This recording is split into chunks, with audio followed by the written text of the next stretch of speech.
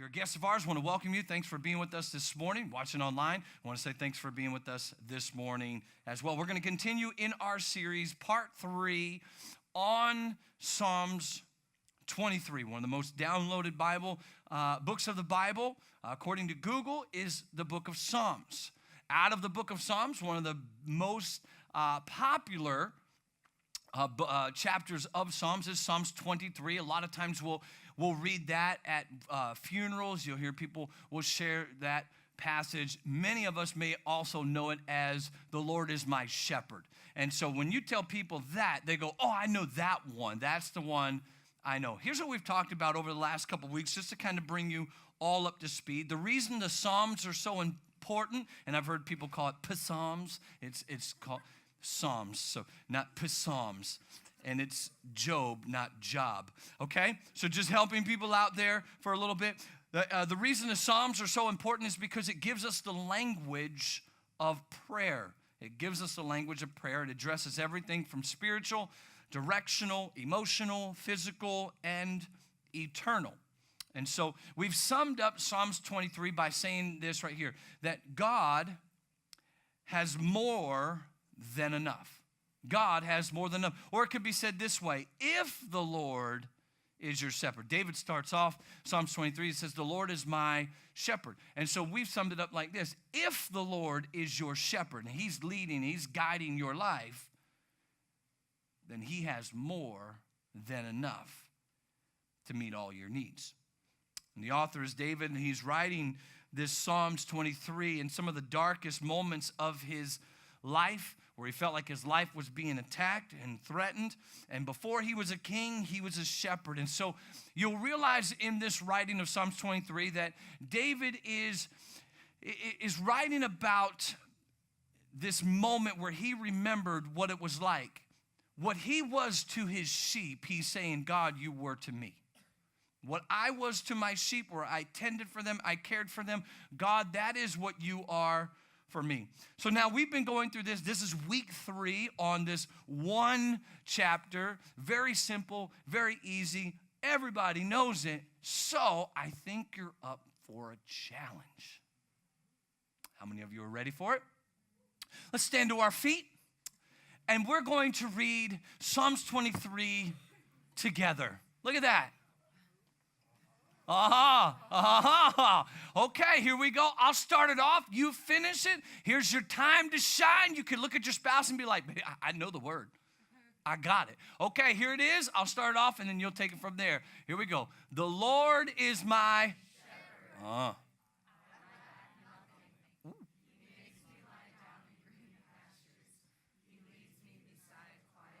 That was good.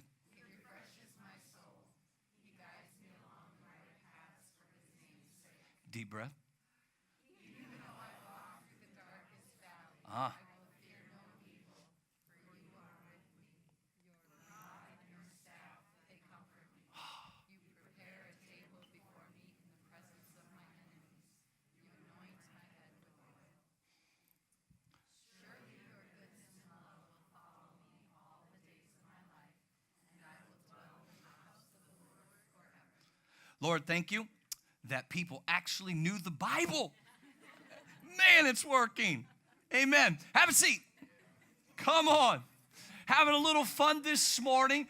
If I was to title this message, which I'm not a big let's put a title on everything, but if I was, this is what I would title the message, Darkest Valleys and Tall Mountains. Darkest valleys and darkest valleys and tall mountains. Again, if the Lord is my shepherd, big word is if. If the Lord is my shepherd, if he is making me at times lie down, if he is guiding me and leading me, if he's doing those things in my life, the Bible talked about, as we looked at last week, that he guides me on right paths. And some of you may have memorized that King James version where he guides me on paths of righteousness for his name's sake. So right paths is what the translations we're looking at today. It guides me on right path.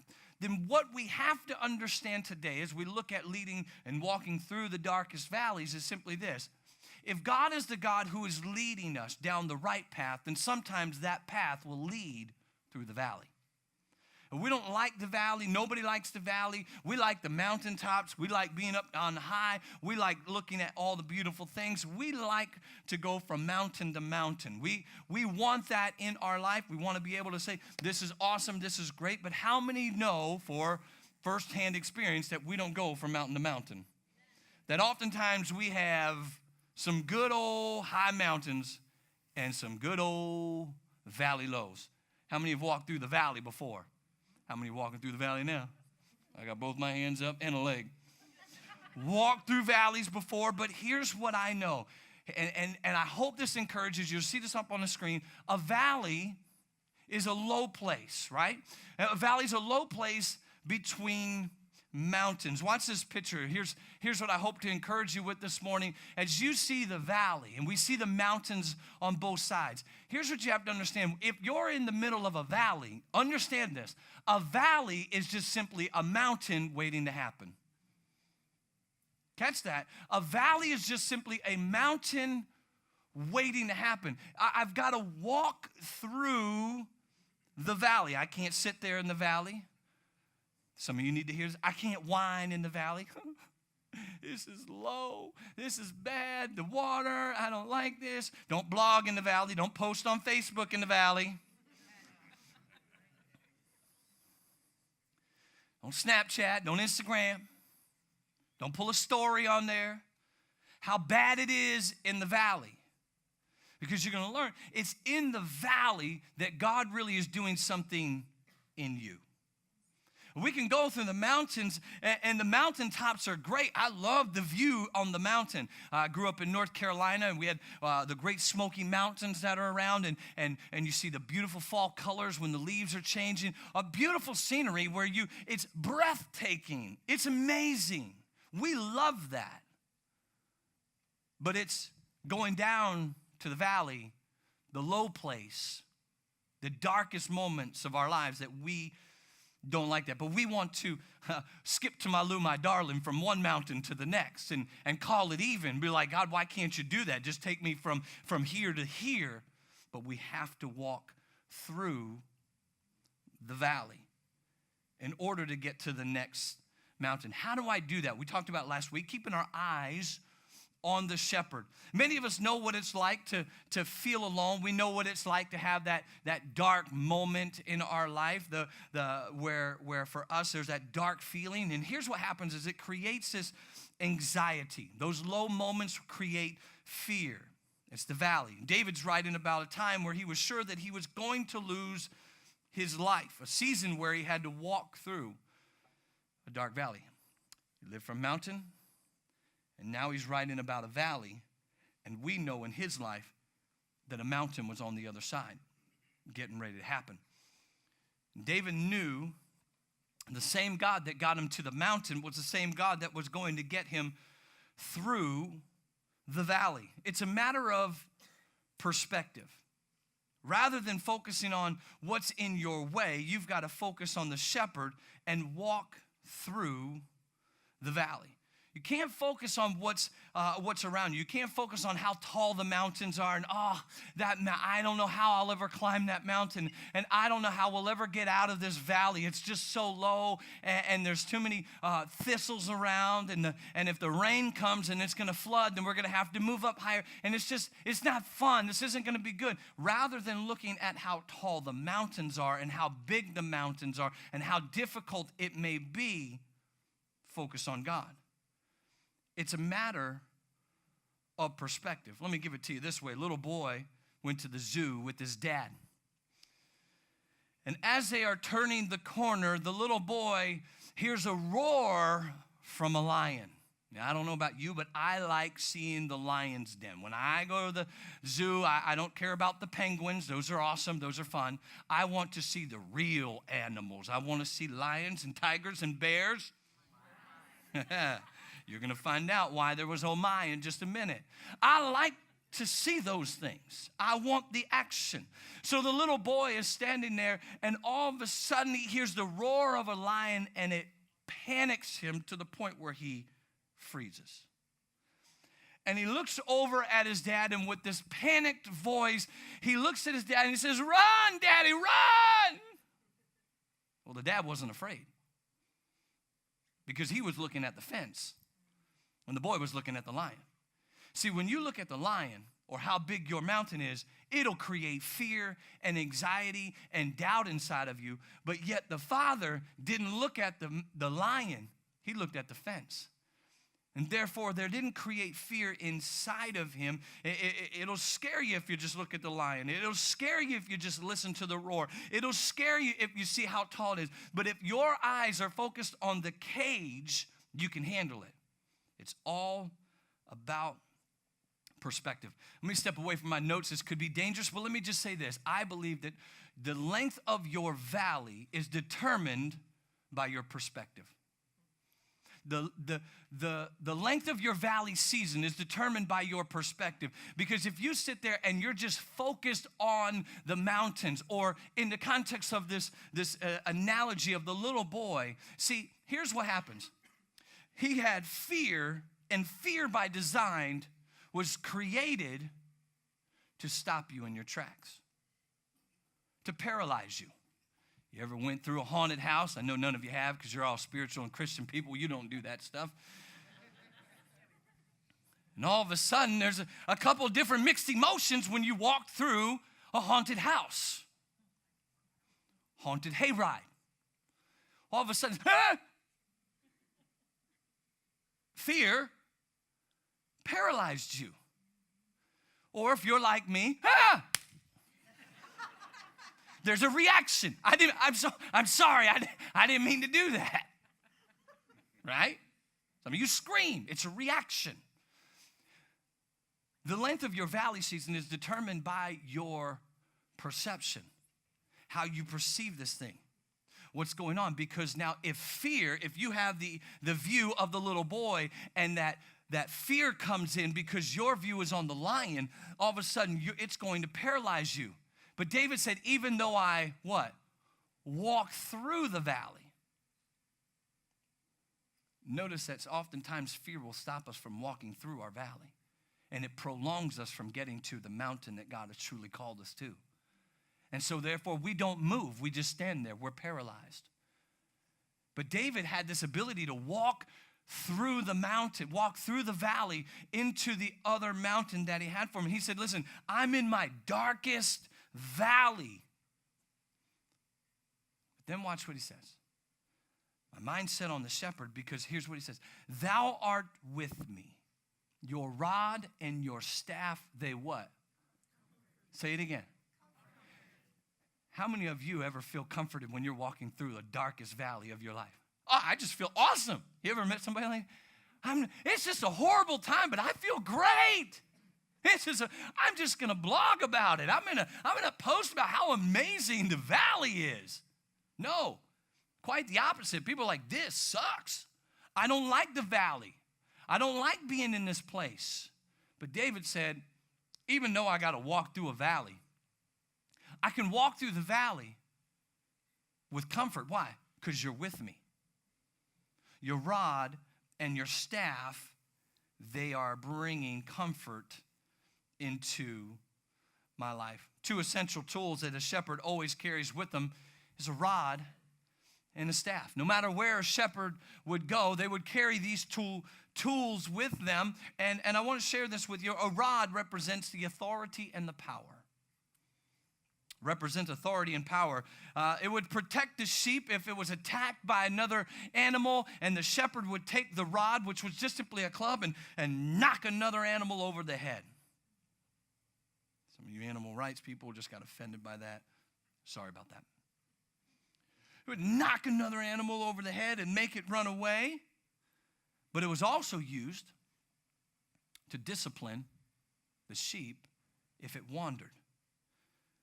The shepherd would go and find the sheep that had wandered, and it would take the rod. When he found the little lammy, he would take the rod and he would crack little lammy's legs. I know, sounds loving God, huh? But then what he would do is then he would take the little lammy, he would put lammy on his neck, and he would begin to walk lammy back to the fold. Totally changes the way that you view that nice, pretty little picture of Jesus with a lamb around his neck. I mean, you've ever seen that one? changes your perspective, because now that means he just cracked his legs. Why? Because he wandered. And so the next time that lamb, that sheep begins to wander, it goes, whoa, wait a minute. I don't want to go there. I don't want to go that far. Watch what David writes about that in Psalms 119, verse 67. He says, I used to wander off until you disciplined me. I used to backtalk my parents. I'm sorry, never mind. I used to wander off until you disciplined me. But now I closely follow your word.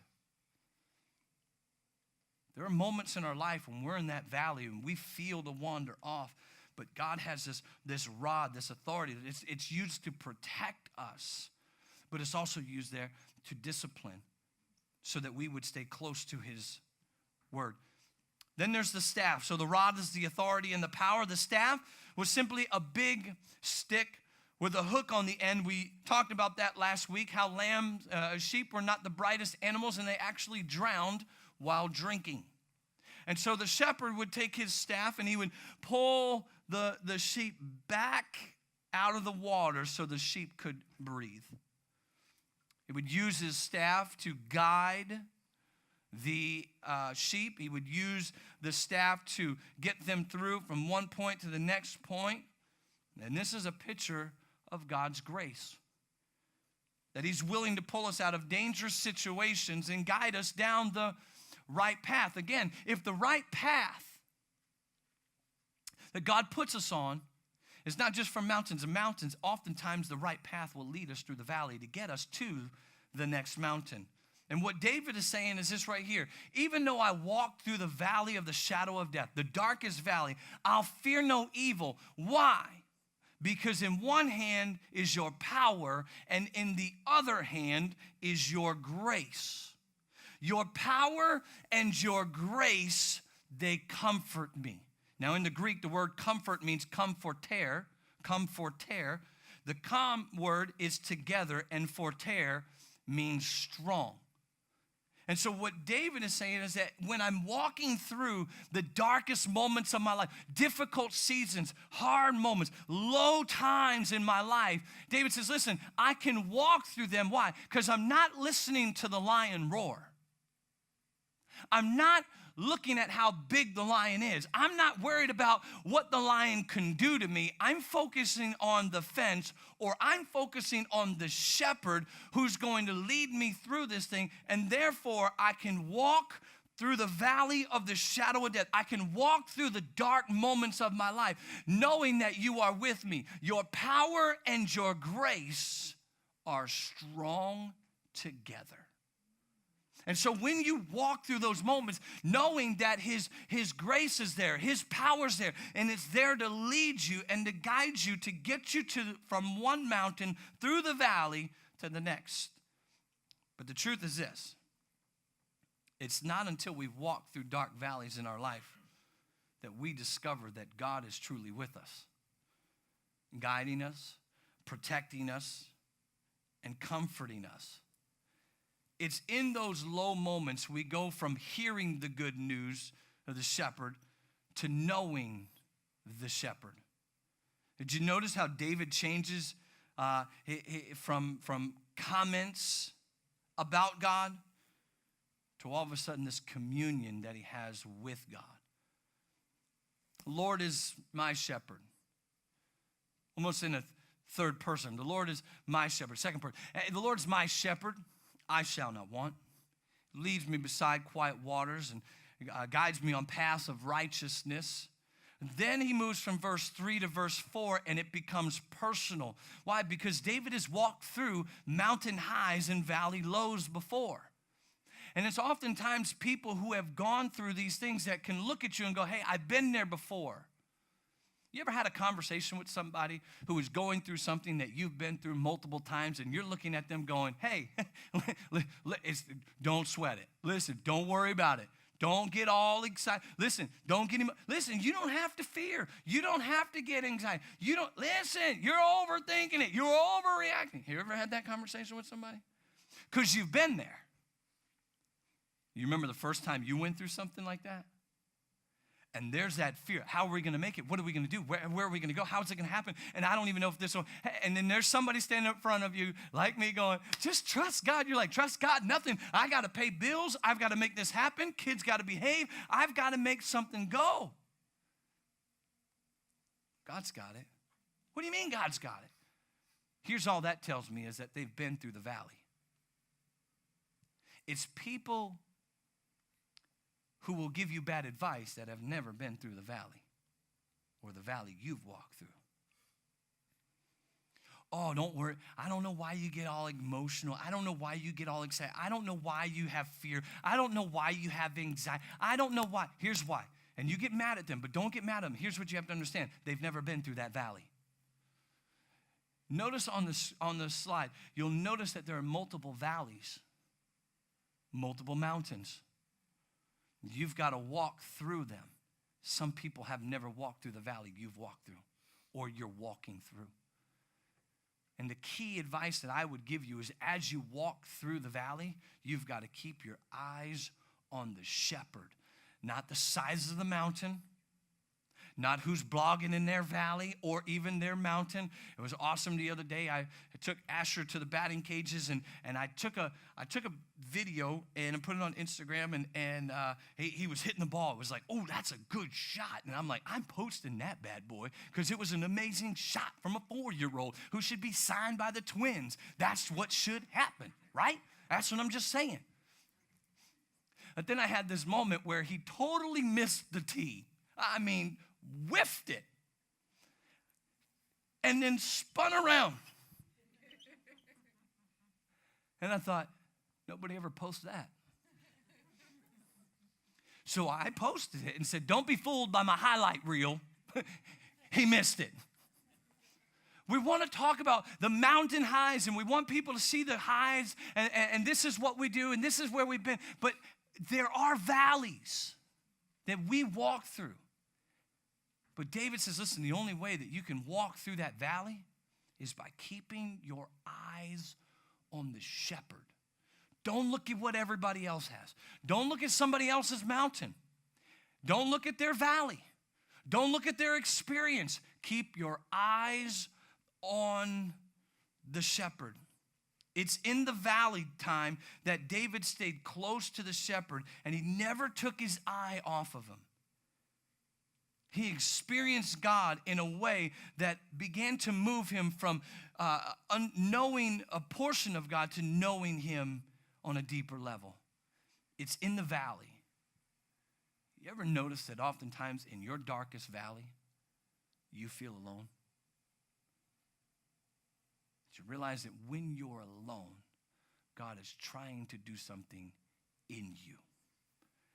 And what's our first thing? What's our humanistic nature that when we're in that valley and we feel alone, what do? I got to call somebody. I've got to reach out to somebody. I've got to blame somebody. But God's trying to do something in you. Let me show you something else real quick. We'll leave that script, that picture up. Even though I walk through the darkest valleys of my life, or you'll hear the passage that says the shadow. I walk through dark, even though I walk through the valley of the shadow of death. I want you to understand that even though you walk through the valley of the shadow of death, it's just a shadow. You ever notice that is just my shadow? It's not me. And the only reason that there is a shadow is because something's blocking the sun. And so when you're in the valley, you think that it's dark, but actually it's not dark.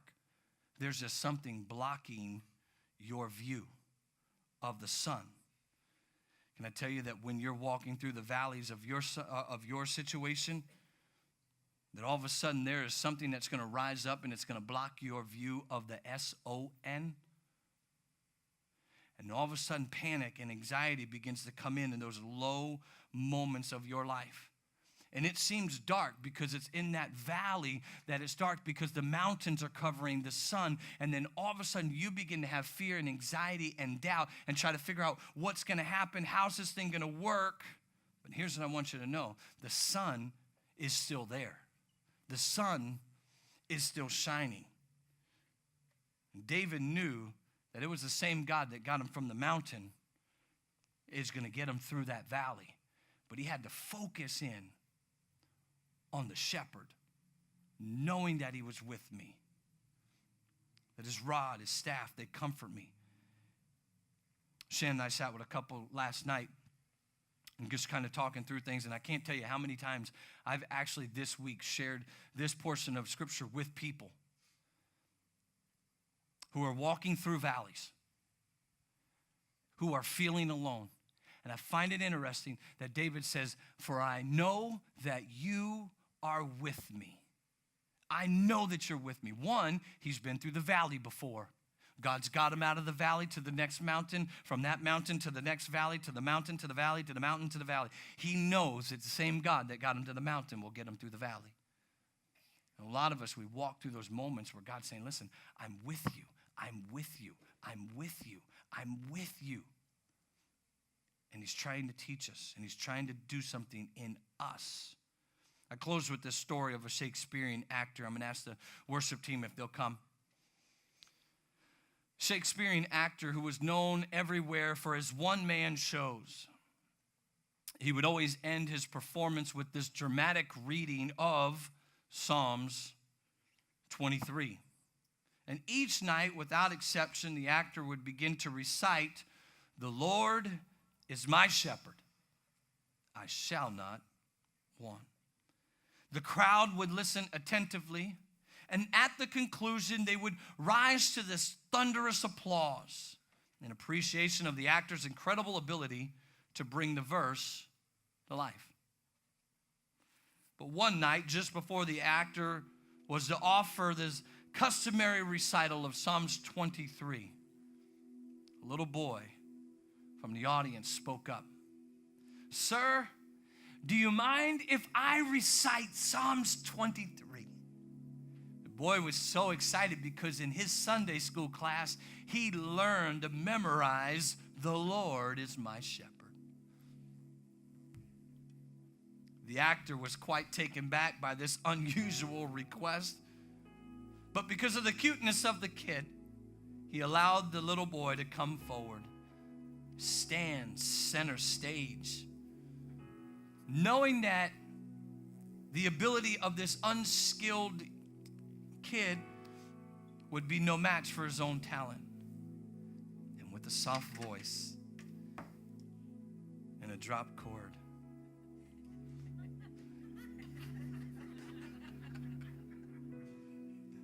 the little boy began to recite Psalms 23. "The Lord is my shepherd. I shall not want. He makes me lie down." He began to finish the Psalms.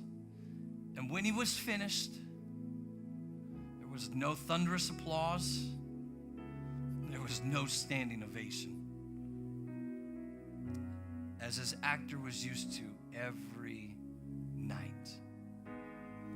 All that could be heard was the sound of weeping.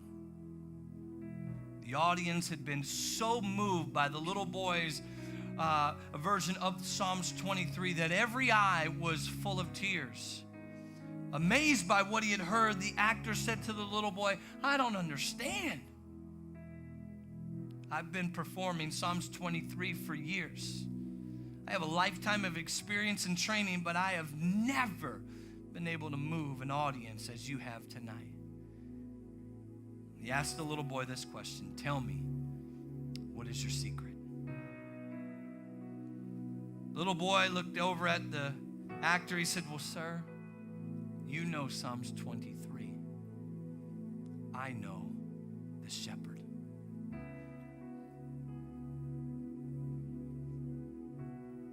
That's why David said, "The Lord is my shepherd.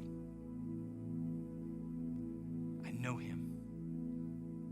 See, many of us, we know the verse. If we could fill in the blanks. But the question is, do you know the shepherd? If the Lord is your shepherd, he'll guide you down right paths. He'll protect you with his rod.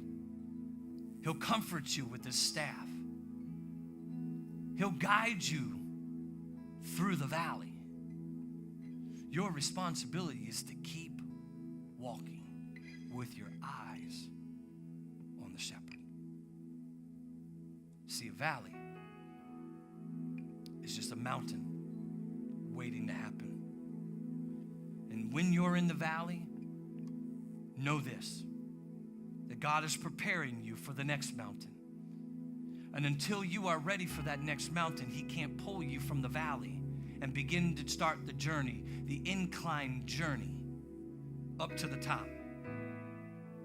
But I can tell you this, from a person who's walked through deep valleys, that he's with you. And he'll comfort you. When you feel like you're alone, he'll comfort you. And then you'll be able to say, like David, the Lord is my shepherd. Just take a moment to close your eyes and bow your heads this morning. When you walk through the valley, know there's a mountain waiting for you. But Pastor, I'm walking through a valley right now. Here's the one thing I've said to people all week long that have talked about valleys. I love it. What's he trying to teach you? What's the common theme that keeps coming up in that valley? What's the common conversation that keeps coming up in the valley? What are you learning in the valley? Because the sooner you learn it, the mountain is waiting to happen. Even though I walk through the valley of the shadow of death, I'll fear no evil. Maybe some of you here today, and as you have been walking through this valley, there's been fear and doubt and anxiety, questions. And here's that moment where God says, I want to show you who I am. I'll protect you. I'll guide you. I'll provide for you. Just let me be your shepherd. So with heads bowed, eyes closed this morning, if you're here this morning and you say, man, I'm in a valley. I'm in a dark valley. I'm in a low valley. I'm in a valley. Maybe you're on your way into a valley or you're on your way out of a valley. Here's the deal. Man, I want to pray for you. I want to pray that God would begin to do what he needs to do to pull you, to pull your marriage, to pull your family, to pull your kids out of that valley so you can start enjoying the mountaintop experience that he has for you. And don't worry, a valley will come. But this time you'll walk through it knowing that he's with you, just as he was before.